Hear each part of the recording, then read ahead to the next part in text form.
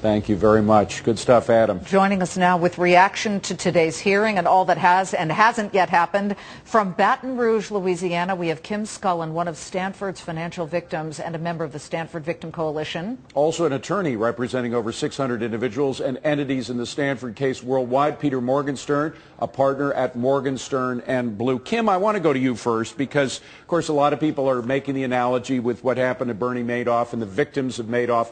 I've spoken just this week to some of those victims who still haven't been contacted either by SIPC, who are supposed to give them support money, or by Irving Picard, the trustee who's overlooking this. Has anybody been in touch with you to tell them what your opportunities are right now, if you have any?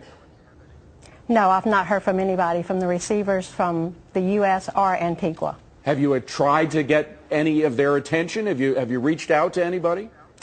Sure, I've called. You don't get a person, you get voicemails, and I've also emailed and not heard anything back. Kim, I want our viewers to understand your particular story. You had some life insurance money that came to you after your husband died of a brain tumor, not to mention the fact that you have 5 children. Is that correct? Yes. And so you took that money and you gave it to Alan Stanford's operation. How did you find that operation to give the money to? What led you to that? The executor of my husband's estate is a CPA tax attorney, and he recommended that we put this money in Stanford CDs. I needed to have that money available for medical care and education of my children. I couldn't put it all in the stock market. That was not safe. I could not gamble. I'm not a gambler. And this is my children's money and my children's life. So I was told that these CDs were safe, secure, and insured. Even put the amounts in $100,000, made sure it was FDIC insured. Asked over and over again, Stanford International Bank, I don't know about that. And I was told, City National Bank is international. Do you have a 401k at work? Probably a third of your stocks are throughout the world. Every question, everything I asked, I was put at ease about.